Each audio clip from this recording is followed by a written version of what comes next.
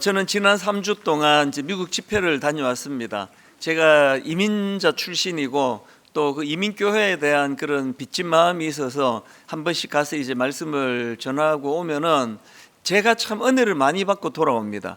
그 열악하고 힘든 이민 생활 가운데에서도 또 교회를 지키기 위하여 애쓰는 많은 분들을 만나보고 또 각자가 하나님 앞에서 중심을 가지고 살아가는 많은 이민자 신앙인들을 보면 제가 힘을 얻습니다. 이번에도 참 귀한 분들을 여러 분 만났는데요. 첫 번째 가서 예배를 인도했던 그 교회는 아주 자그마한 교회입니다. 성도님들 출석이 한 80여 명 그렇게 출석하시는데요. 그 성도님 숫자도 또 아담하지만 그 교회는 젊은이들이 다 이제 좀 떠나고 좀 평균 연령이 높으세요. 그래서 제가 이제 호텔에 있는데 저를 이제 교회까지 차를 태워주시는 분이 연세가 81세 할머니셨어요. 이 81세 된 어른이 이제 저를 이제 태워서 이제 집회실로 가고 그렇게 하는데 그게 저에게 굉장히 인상적이었습니다. 이분이 그 차를 타고 가는 내내 젊은이들이 다 떠나가지고 말이야. 내 이 나이에 내가 지금 강사 내가 지금 차를 내가 지금 태워주고 있다고 이런 말씀은 일절 없으시고요. 그 차 안에서 이분이 주시는 그 말씀이 너무 감동적이었습니다. 목사님 얼마나 감사합니까? 하나님 제게 건강을 주셔서 이렇게 교회를 섬길 수 있도록 그리고 또 그 다음날 또 만나면은 또 이런 말씀을 하세요. 제가 또 헌금 개수도 지금 맡아가지고 어젯밤에 11시에 집에 들어갔다고. 근데 또 하나도 피곤하지 않다고. 얼마나 내가 감사한지 모르겠다고. 그 차에서 이분이 저에게 던져주시는 그 말씀이 제가 너무 감동이 됐습니다. 그래서 내가 약간 불안해하는 것처럼 느꼈는지 목사님 제가 이래봬도 50년 무사고 운전자입니다. 막 그런 말씀을 하시면서 너무나 밝게 그렇게 교회를 섬기면서 봉사하시는 이 어른을 제가 뵈면서 이분에게서 저는 깊은 그 내공이라 그러나요? 그 저력을 제가 보았습니다. 이건 하루아침에 생기는 것이 아니고 오랫동안 주님 안에서 쌓여져 온 그런 내공이구나. 그 사실 교회 규모는 자그만하지만 이분뿐 아니고 참 거기에 좀 젊은 그 성도님들 봉사하시는 분들 또 연세가 있으신 분들 모두가 다 하나같이 교회를 너무나 사랑하고 또 섬기는 모습이 저에게 참 도전이 됐습니다. 그런가 하면은 이제 또 다른 그 부부를 만나고 제가 참 감동을 받았는데요. 은퇴하신 장로님 부부세요. 이 부부는 자기 집을 개방해서 그 선교관으로 선교사님들 미국 오면 이제 거할 데가 없는 분들 이런 분들에게 숙소를 제공해 주시고 또 저 같은 목사들한테도 또 이제 그 숙소를 제공해 주시는데요. 사실 이 선교관 운영이 개인이 하기는 좀 힘듭니다. 이제 손님 다녀가면 전부 다 세탁해야 되고 또 저희 교회도 선교관을 운영하지만 거기에 소소한 그런 지출이 많거든요. 그걸 기쁘게 이 은퇴하신 장로님 부부가 감당을 하시는데 제가 이 부부를 만나서 대화를 나누어 보니까 너무나 거기에 저 향기가 느껴진다 그럴까요? 참 관록이 이런 거구나. 오래 신앙생활을 주님 안에서 해온 분들이 이제 은퇴하실 정도로 연세가 드시니까 그래서 제가 참 장로님 권사님 출석하시는 교회는 복입니다.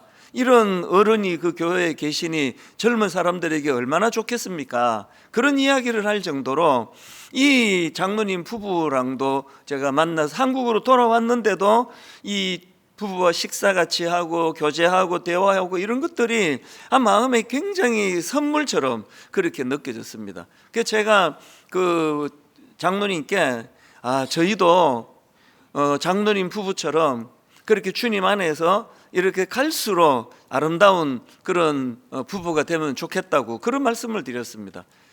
성경에도 있지만 그 그리스도의 향기가 난다는 말을 쓰지 않습니까?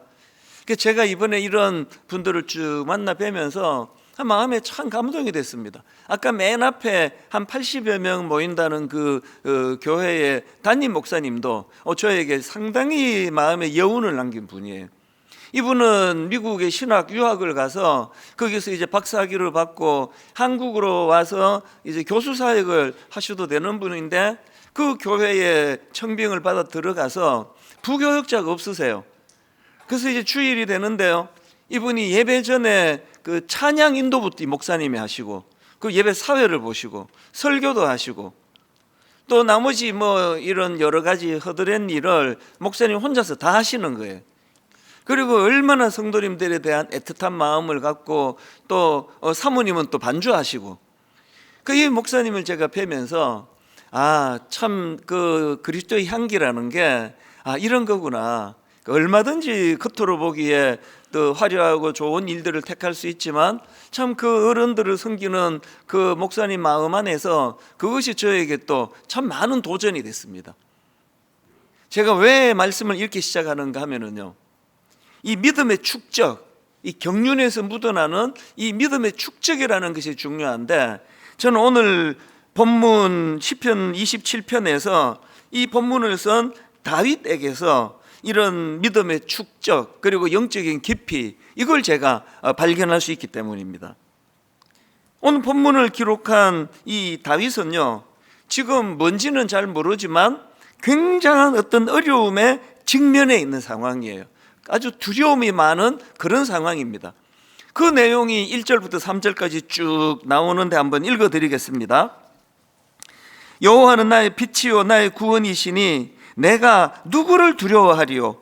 여호와는 내 생명의 능력이시니 내가 누구를 무서워하리요? 악인들이 내 살을 먹으려고 내게로 왔으나 나의 대적들 나의 원수들인 그들은 실족하여 넘어졌도다. 3절은 더 심각합니다. 군대가 나를 대적하여 진칠지라도 내 마음이 두렵지 아니하며 전쟁이 일어나 나를 치려할지라도 나는 여전히 태연하리로다. 지금 뭔가 굉장히 심각한 그런 상황에 직면해 있는데요, 어떤 설명을 보니까 지금 이 본문의 배경은 다윗이 아들 압살롬이 반란을 일으킨 상황, 그 상황에서 쓴 시다, 이렇게 설명한 글을 제가 보았고요. 또 그런가 하면 또 다른 글에서 보니까 그게 아니고 지금 그 악한 사울 왕이 자기를 죽이려고 혈안이 되어 있는 그런 상황에서 두려움 속에서 쓴 시다, 그렇게 표현하는 글도 봤습니다. 뭐 어느 분석이 옳은지는 뭐 하나님만 아시겠지만, 한 가지 확실한 건 지금 다윗은 큰 고통의 상황에 직면해 있다는 것입니다. 여기 보면은 1절서부터 계속 이런 말을 합니다. 내가 누구를 두려워하리요? 또 내가 누구를 무서워하리요? 또 내 마음이 군대가 나를 대적하여 진칠지라도 내 마음이 두렵지 아니하며, 또 전쟁이 일어나 나를 치려할지라도 나는 여전히 태연하리로다. 지금 계속 바울이 난 두렵지 않다, 나는 무섭지 않다, 막 이런 것들을 반복하는 그게 사실은 굉장히 두려운 상태를 말하고 있는 거 아닌가, 그런 생각이 드는 거죠. 예를 들어 어떤 분이 뭐 제주도로 한 일주일 휴가 받아 갔는데 막 너무 상쾌하게 잘 자고 커튼을 열면서 난 두렵지 않아, 난 하나도 안 무서워, 그런 말 하는 분 없잖아요. 그건 그냥 평안의 상태니까. 그렇지 않습니다. 지금 다윗은 굉장히 두려움이 엄습하는 그런 상황에서 안간힘을 쓰고 있는 거거든요. 근데 제가 이 본문 시편 27편 말씀을 묵상하면서 다윗에게 감탄하는 게 뭐냐면은, 사람이 어떤 이런 두려운 상황에 직면하면은 거기에 생각이 몰입이 되잖아요.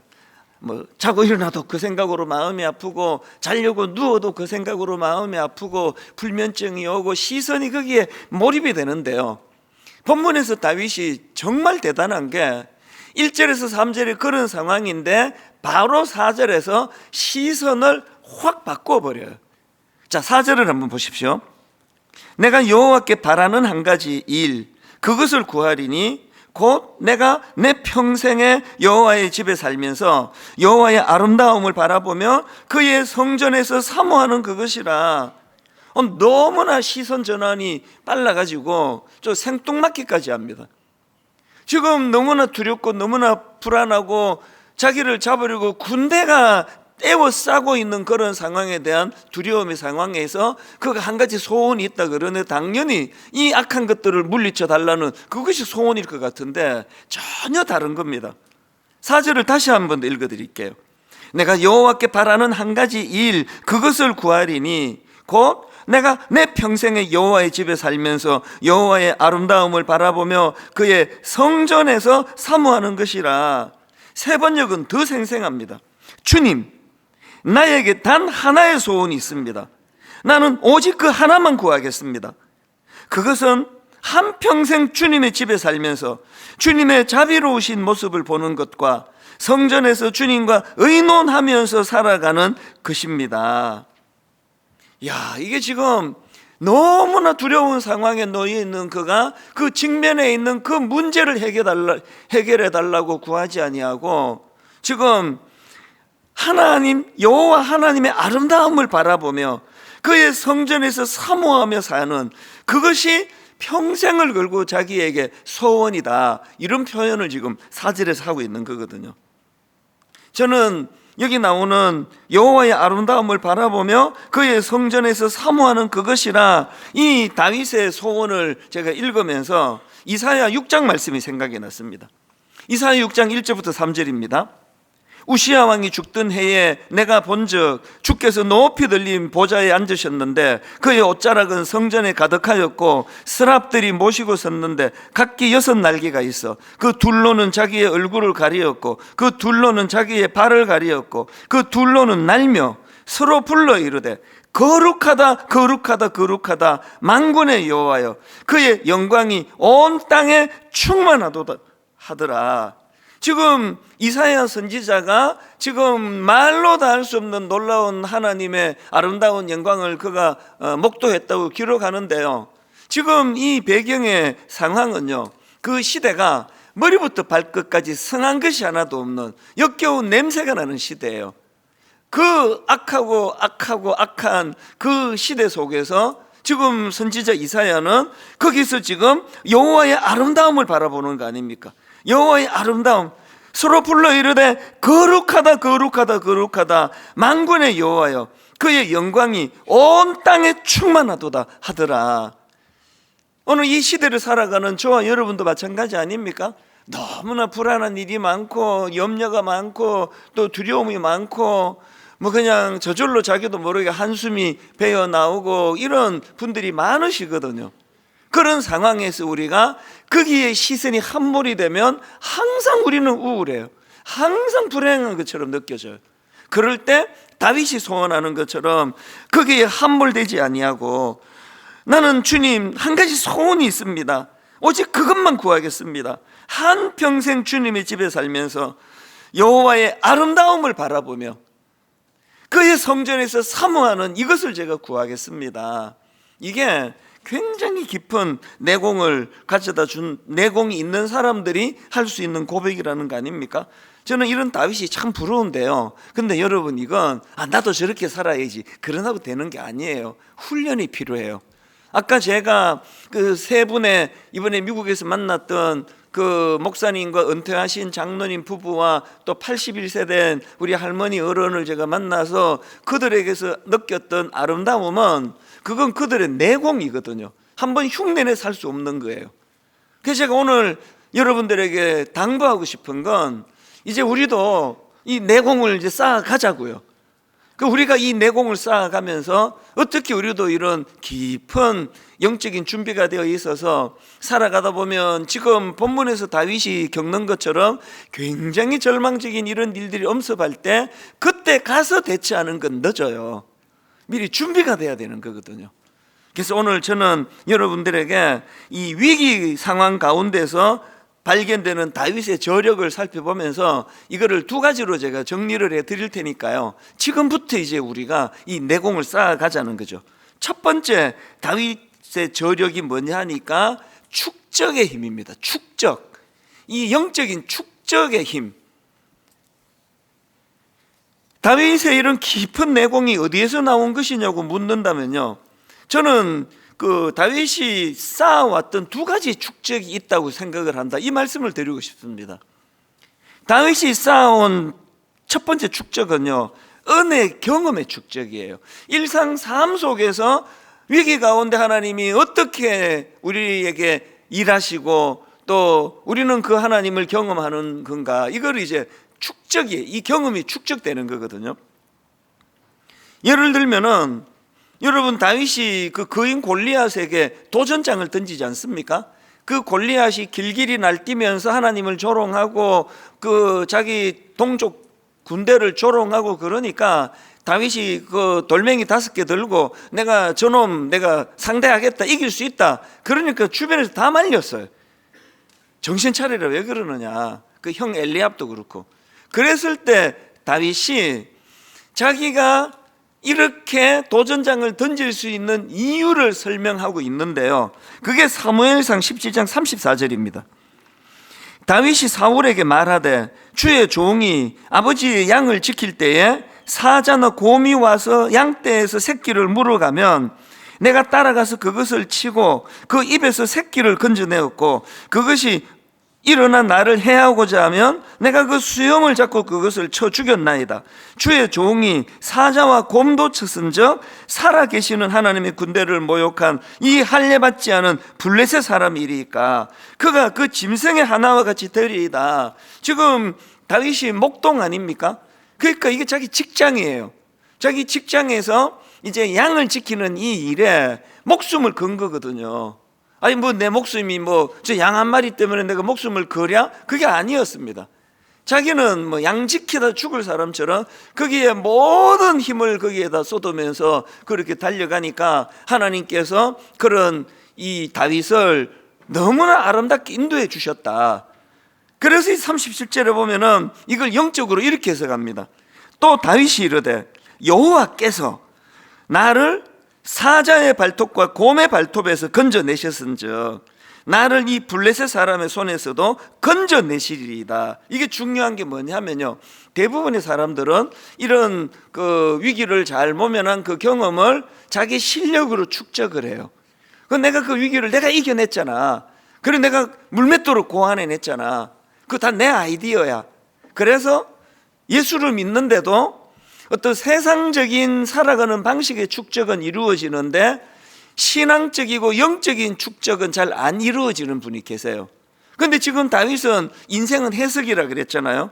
그 수많은 위기를 넘긴 걸 자기가 말하고는 37절에서 다시 한번 읽어드릴게요.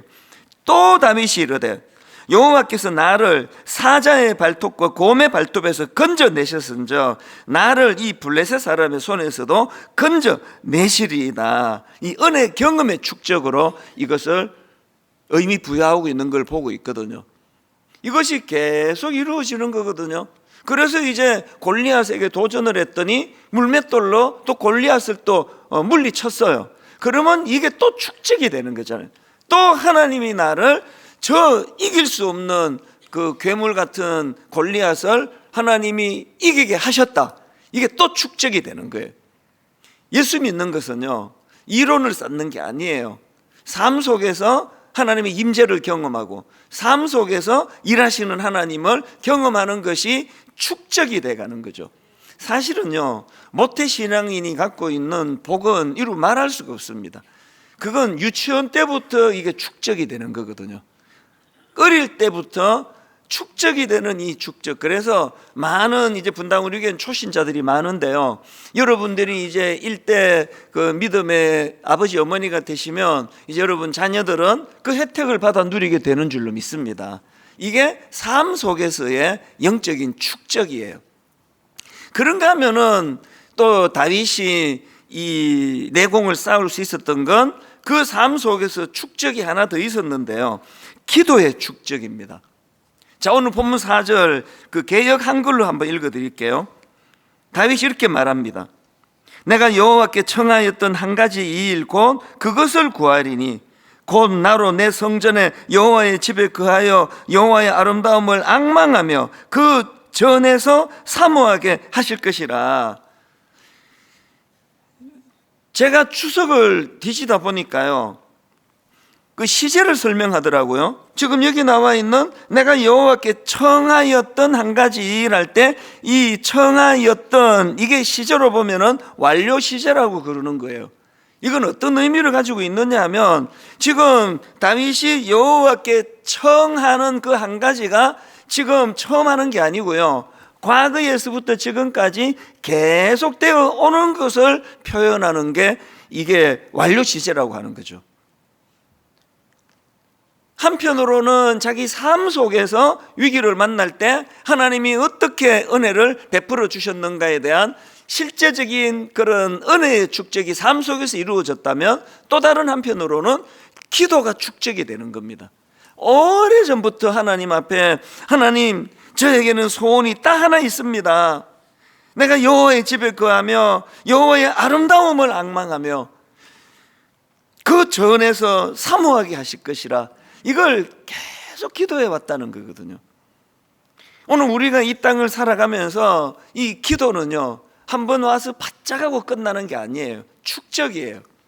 이걸 모범적으로 보여준 인물이 다니엘이라는 인물 아닙니까? 다니엘 6장에 보면은 다니엘이 위기를 만났습니다. 정적들이 그냥 죽이려고 작심을 하고 올무를 놓고 있거든요. 그들이 뭐라고 왕에게 간청하는가 하니까, 왕이시여, 앞으로 30일 동안 왕 외에 다른 신이나 사람에게 기도를 드리는 자가 있으면 사자 우리의 집어 넣겠다는 검령을 내려주시기 원합니다. 이게 누가 봐도 이건 다니엘을 겨냥한 거거든요. 그랬더니 왕이 허락을 해요. 다니엘 6장 9절.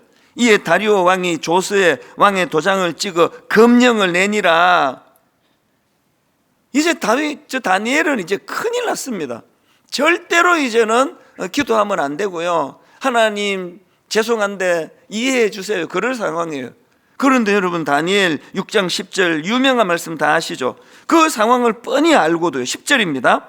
다니엘이 이 조서에 왕의 도장이 찍힌 것을 알고도 자기 집에 돌아가서는 윗방에 올라가 예루살렘으로 향한 창문을 열고, 그 다음이 중요해요, 전에 하던 대로 하루 3번씩 무릎을 꿇고 기도하며 그의 하나님께 감사하였더라. 이 전에 하던 대로, 이게 기도의 축적이에요. 본인이 하나님께 기도할 때 하나님은 일하신다, 이것이 자신감으로 나타난 거거든요. 저는 분당 우리 교회도 마찬가지고 한국교회가 참 빈약한 게 이 기도가 축적이 안 되는 거라고 생각을 합니다. 제가 제일 재밌기도 하고 또 씁쓸하기도 하고 한 게요, 수능 시험이 끝난 다음 날 새벽 기도회예요. 2학기가 되면서 기도하는 주의 자녀들이 점점 많아지다가 딱 수능 시험이 끝나면 그날로 끝. 그 채점할 때까지는 기도해야 되는 거 아닙니까? 이렇게 해가지고는 기도의 내공이 쌓이지를 않아요. 지금 다니엘이 전에 하던 대로, 그래서 창문을 열어 제치고, 이거는 그 정적들에 대한 도전장이거든요. 다윗이 마치 다윗이 골리앗에게 도전장을 던지듯이 다니엘도 도전장을 던졌습니다. 왜? 이게 축적이에요. 오늘 저와 여러분이 하나님 앞에서 이 두 가지 영적인 축적을 시작하자는 거죠. 그래서 하나님, 내 삶 가운데 하나님의 임재를 사모하고, 내 삶 가운데 위기를 만날 때 나 홀로 해결하는 그런 인생이 아니라 하나님이 함께 하시는 그 은혜를 경험하기를 원합니다. 그리고 또 기도가 축적이 돼야 됩니다. 그래서 항상 이거 해주세요, 저거 해주세요, 그리고는 끝 이게 아니라 큰 기도 제목을 가지고, 다윗이 그러잖아요. 내 평생의 한 가지 소원, 이 한 가지를 가지고 과거에 오래전서부터 오늘에 이르기까지 그 완료 시제가 그런 거라 그랬잖아요. 저와 여러분에게 이제 이 믿음의 축적이 이루어지는 그런 신앙생활 되시기를 바랍니다. 두 번째로, 오늘 이 위기 상황에서 발견되는 다윗의 저력이 있는데요, 하나님을 향한 갈망, 이 하나님을 향한 이 갈망, 이것이 몰입으로서 표현이 되는 걸 느낍니다. 자, 오늘 본문 4절에서 하나님의 향한 이 다윗의 그 갈망, 이것이 얼마나 몰입한 갈망이었는지 4절을 한 번 더 읽어 드릴게요. 내가 여호와께 바라는 한 가지 일, 그것을 구하리니 곧 내가 내 평생에 여호와의 집에 살면서 여호와의 아름다움을 바라보며 그의 성전에서 사모하는 그것이라. 원문으로 보면요, 히브리어로는 여기 나오는 한 가지 일, 이게 맨 앞에 기록이 되어 있습니다. 뭘 강조하는 겁니까? 지금 다윗이 이 한 가지 이 구하는 이것에 몰입하고 있다는 거예요. 여기에 마음을 걸고 있다는 겁니다. 그래서 한 가지 일, 이걸 강조하면서 4절을 그렇게 기록하고 있는데요, 앞에서 그 완료 시제 말씀을 드렸잖아요. 다윗이 청하는 그 한 가지, 오래전서부터 과거에서부터 지금까지 기도할 수 있다는 건 그만큼 그가 몰입했기 때문이거든요. 오늘 우리 시대는 뭐 신앙생활뿐만 아니라 몰입이 어려운 시대 아닙니까? 이거 조금 했다, 저거 조금 했다, 막 정신을 못 차려요. 막 옛날에 컴퓨터 처음 나왔을 때는 딱 모니터가 화면에 뜨는 그거 하나밖에는 다룰 수 없을 때에는 뭐 저절로 몰입이 됐는데, 지금은 안 그렇습니다. 이거 했다가 저거 했다가 막 스마트폰 울렸다가, 그래서 우리가 노력을 좀 해야 됩니다. 신앙적으로 하나님 앞에 어떤 소원을 가지고 하나님께 구하는, 오래전서부터 한 가지 일, 이 한 가지 일을 하나님 앞에 제가 구합니다. 이게 하나님을 향한 다윗의 갈망인데, 그것이 몰입으로 그렇게 나타났다는 것입니다. 지금 우리나라가 참 어려운 상황 아닙니까? 그래서 모두가 다 예민해요. 모두가 다 상처를 받고 아픔을 느끼고 이런 시대인데요, 이럴 때 우리는 다윗처럼 하나님을 갈망해야 됩니다.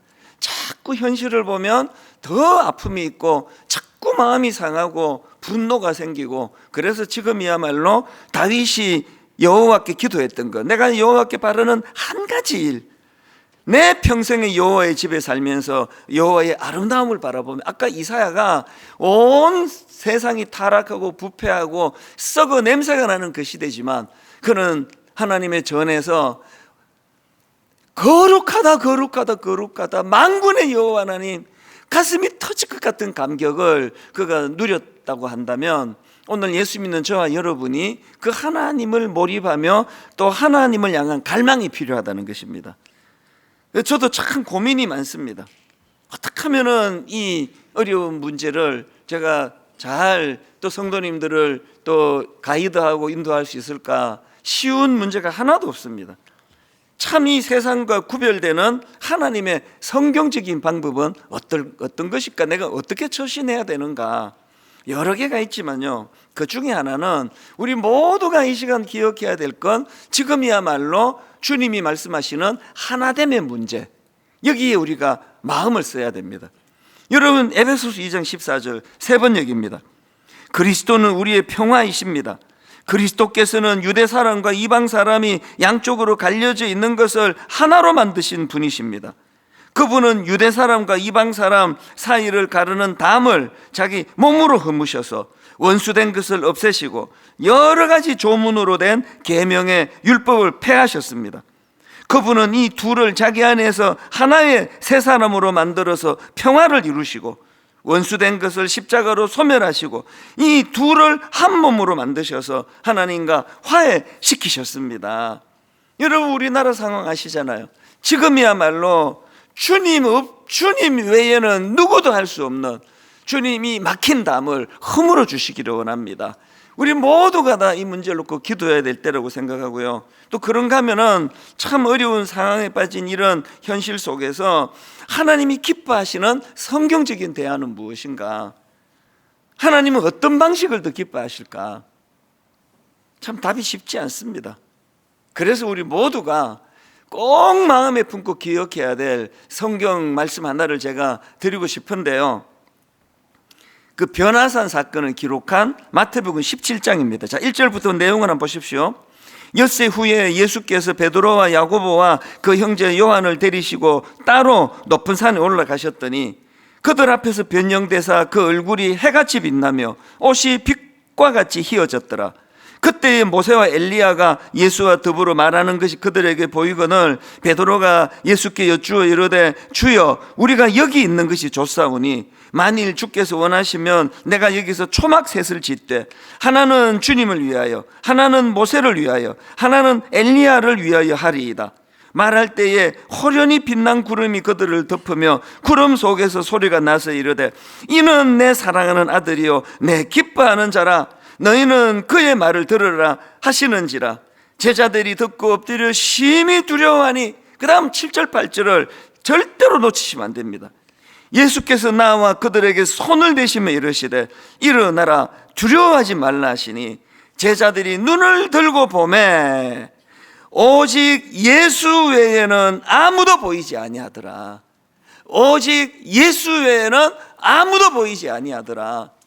수많은 사람들이 마음이 수만 갈래로 지금 갈라져 있고 모두가 상처를 받고 교회 와서도 대화 조금 잘못하면은 상처를 주고 상처를 받을 수밖에 없는 이런 현실 속에서 우리 모두가 기억해야 되는 거, 오직 예수 외에는 아무도 보이지 아니하더라.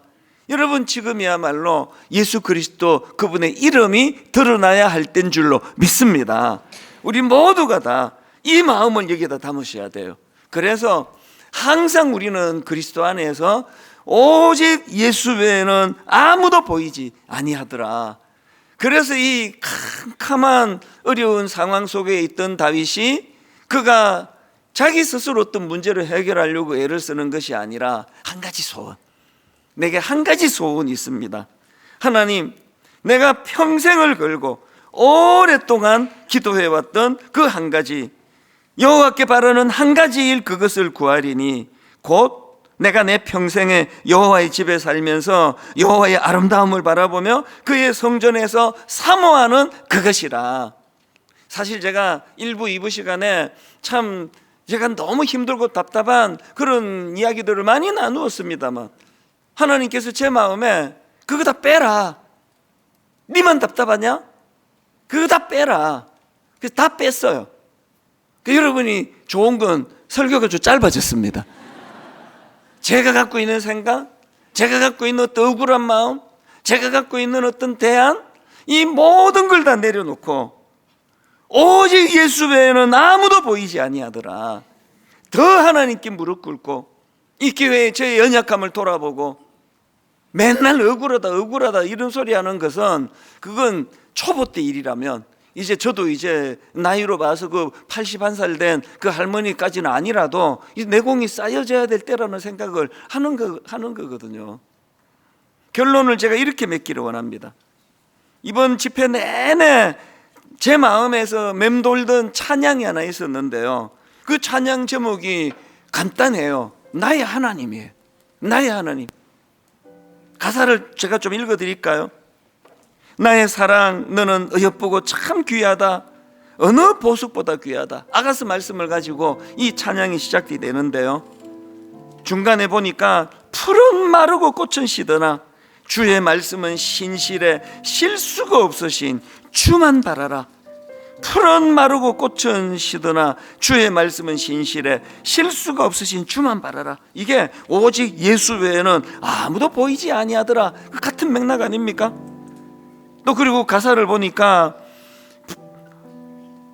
주님의 나라와 뜻이 나의 삶 속에 임하며, 주님의 나라와 뜻이 나의 삶 속에 임하며, 내 생각도 아니고 당신 생각도 아니고 하나님의 생각, 하나님은 이럴 때 어떻게 행하시기를 원하시는가. 그리고 또 그 다음 가사를 보니까 거룩히 살아갈 힘과 두려움 없는 믿음 주실 나의 하나님. 그래서 제가 또 새삼 깨달았죠. 거룩도 능력이라는 걸요. 거룩히 살아갈 힘, 이건 하나님 주시는 선물이에요. 오늘 우리 가사를 생각하시면서 참 우리가 너무나 사랑하는 우리나라를 위하여 이것보다 더 어려웠던 때도 하나님이 어떻게 인도해 주셨는데, 이제 하나님 이 모든 우리의 아픔이 오히려 하나님 더 역사가 발전하고 더 성숙해지는 그런 은혜의 자리로 가도록 하나님의 뜻을 구하면서 우리 찬양 같이 불러보기 원합니다. 나의 사랑, 너는 어여쁘고 참 귀하다.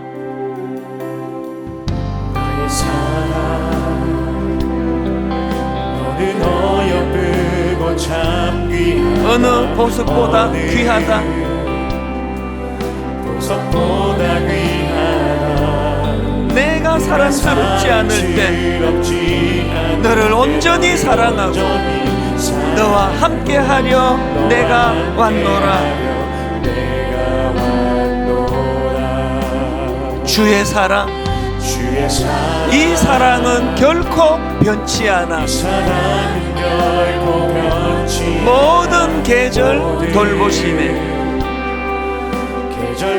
여러분이 진리하시잖아요. 풀은 마르고 꽃은 시드나 주의 말씀은 신실해. 믿습니다. 실수가 없으신 주만 바라라. 선포하기 원합니다. 주님의 나라와 뜻이, 그 주님의 나라와 뜻이 나의 삶 속에 임하시며 모두가 갈망합니다. 주님 알기를, 주만 보기를 소망해.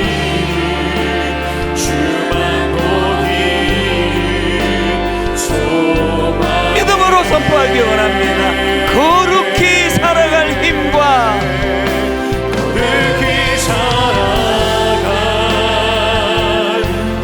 다윗처럼 어떤 두려운 상황이라도 두려움 없는 믿음 주신 나의 하나님, 완전한 사랑 찬양해.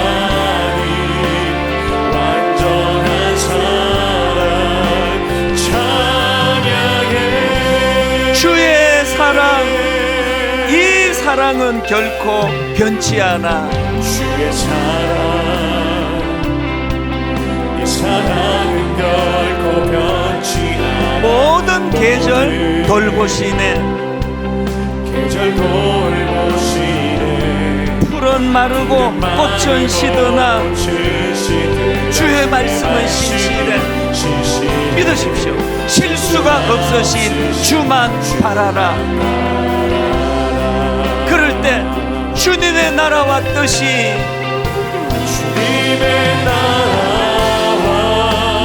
얼마나 가슴 벅찹니까? 나의 삶 속에 임하시며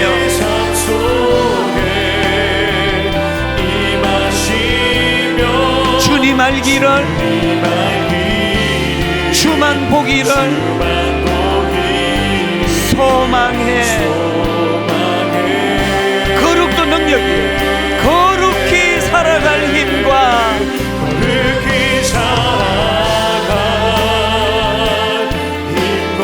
두려움 없는 믿음 주신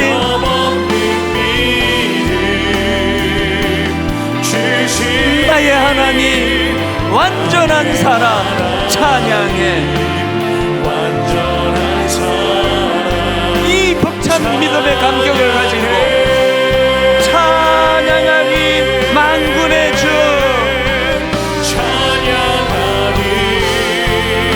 만군의 주, 영원히 함께 하시네. 존귀하신 사랑의 왕,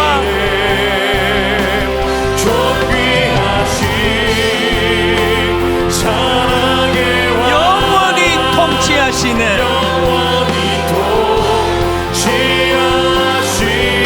주님의 나라와 뜻이 나의 삶 속에 임하시며 너무나 혼미한 시대 가운데 주님 알기를, 주만 보기를 소망해.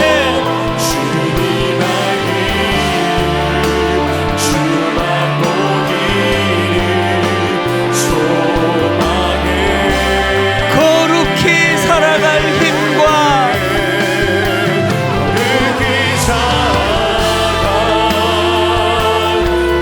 아무리 두려운 상황이랄지라도 두려움 없는 믿음 주신 나의 하나님, 완전한 사랑,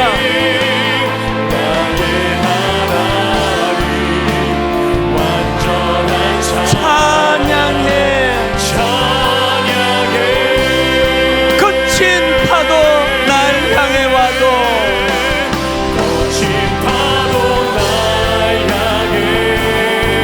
주와 함께 날아오르리.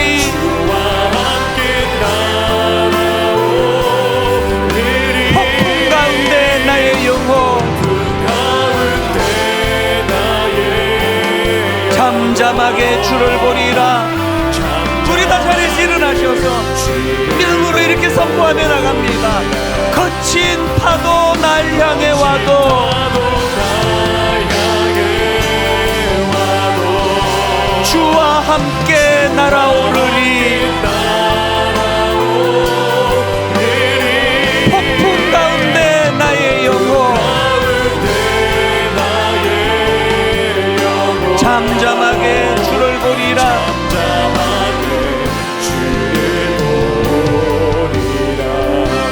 오늘 나라도 어렵고 나라도 정말 기도해야 되지만 개인을 들여다보면 너무 힘든 분이 많으세요.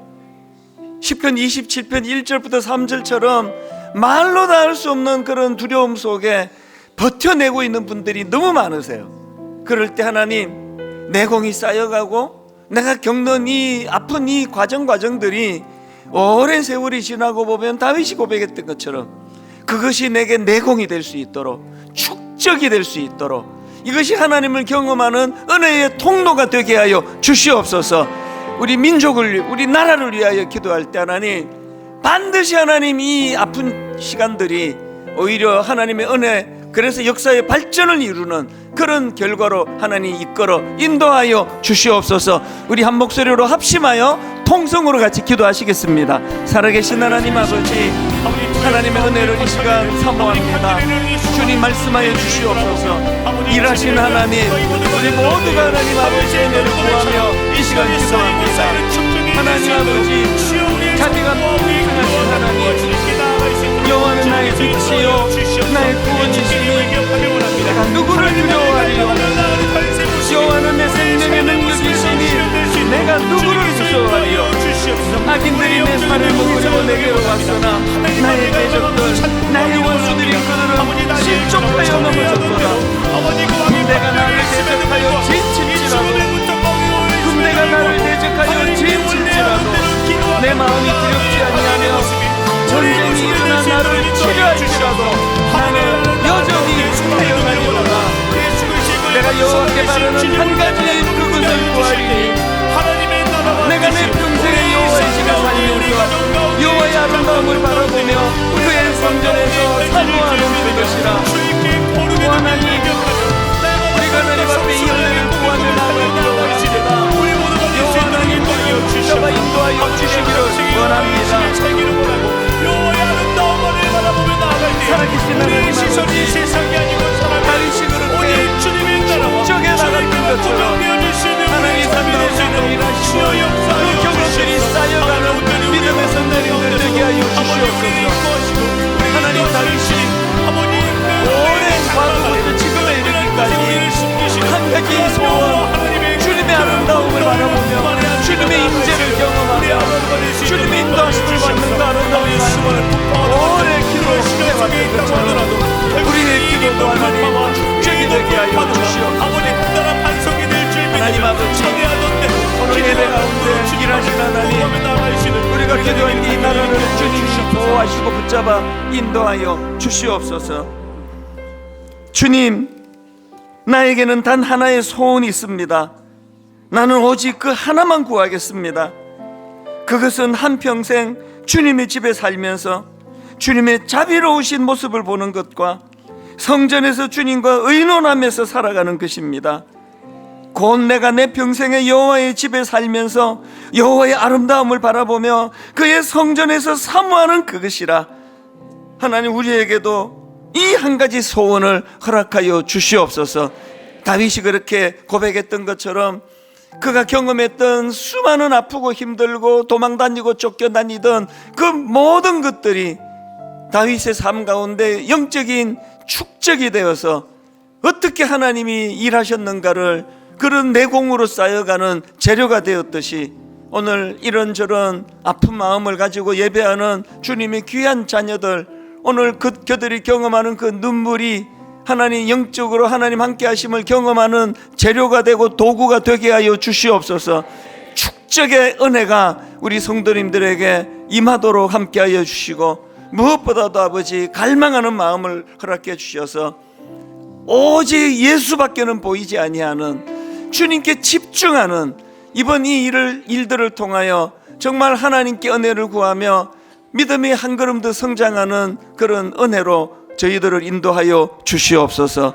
이번 한 주간도 주님만 집중해서 바라보는 훈련이 시작되는 한 주간이 되게 하여 주시옵소서.